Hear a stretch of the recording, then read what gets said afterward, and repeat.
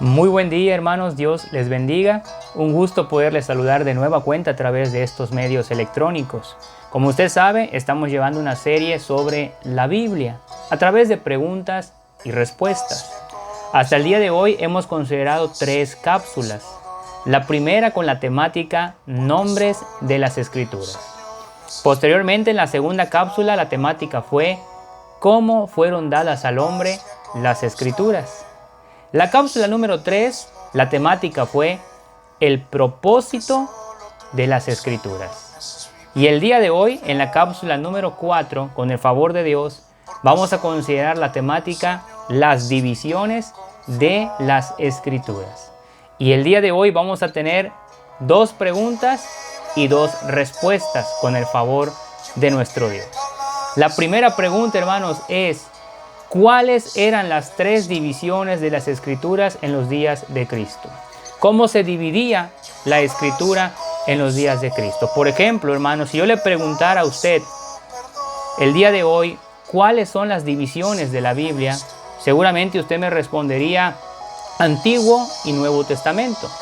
Y a su vez, el Antiguo Testamento tiene subdivisiones. Por ejemplo, tenemos el Pentateuco, que usted sabe, Génesis, Éxodo, Levítico, Número y Deuteronomio. Posteriormente tiene otra subdivisión que es los libros históricos. Después tiene otro que son los libros poéticos. Luego vienen los profetas mayores y los profetas menores. Asimismo, el Nuevo Testamento tiene sus subdivisiones.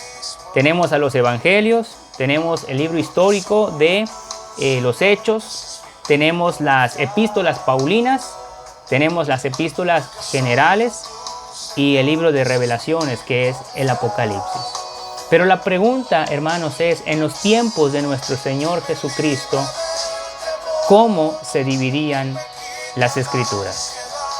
La palabra de Dios nos dice lo siguiente en Lucas capítulo 24, verso 44. Dice así: y les dijo: estas son las palabras que os hablé estando aún con vosotros, que era necesario que se cumpliese todo lo que está escrito de mí en la ley de Moisés, en los profetas y en los salmos. De nueva cuenta, lo leo, hermanos, dice: y les dijo: estas son las palabras que os hablé estando aún con vosotros, que era necesario que se cumpliese todo lo que está escrito de mí en la ley de Moisés, en los profetas y en los salmos. Ahora, es interesante saber esto, hermanos, porque la ley de Moisés era un término judío muy común para los primeros 5 libros del Antiguo Testamento. En los profetas, que es otra división, la primera es la ley de Moisés, la número 2 son los profetas, pero en esta división se incluían a Isaías, Jeremías, Ezequiel y los 12 profetas menores. También a Josué, jueces, primero y segundo de Samuel y primero y segundo de Reyes. Y en la tercera sección, los salmos, se incluían todos los libros restantes. Entonces, en el tiempo de Jesús, la Biblia tenía 3 divisiones principales. Repito, la ley de Moisés, los profetas y los salmos. Segunda pregunta, hermanos. ¿Sobre qué evidencia Jesús basó el hecho de ser el Mesías? ¿Sobre qué evidencia basó Jesús el hecho de ser el Mesías? Lucas capítulo 24, versos del 25 al 27, ahí cuando estaban, ¿se acuerda? Camino de Emaús, 2 de sus discípulos, ahí estaban cabizbajos, tristes, platicando lo que había sucedido en aquel tiempo, y Jesús les habla y les dice, dentro de lo que Jesús habló con ellos, mencionó esta enseñanza en el verso 25 al 27 de Lucas 24 y dice: entonces él les dijo: oh insensatos y tardos de corazón para creer todo lo que los profetas han dicho. ¿No era necesario que el Cristo padeciera estas cosas y que entrara en su gloria? Y comenzando desde Moisés y siguiendo por todos los profetas, les declaraba en todas las Escrituras lo que de él decían.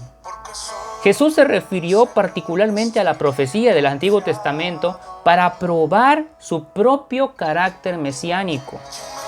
Cuando Cristo hablaba de las Escrituras, se refería al Antiguo Testamento, porque el Nuevo Testamento no se había escrito todavía. Entonces, cuando preguntamos en dónde basaba Jesús el hecho de ser el Mesías, Él se basó entonces en las Escrituras refiriéndose al Antiguo Testamento, y Él decía, la ley habló de mí, los profetas hablaron de mí, incluso en los salmos hay salmos mesiánicos que apuntan a Jesucristo. Él basó el hecho de ser Mesías en la palabra de nuestro Dios.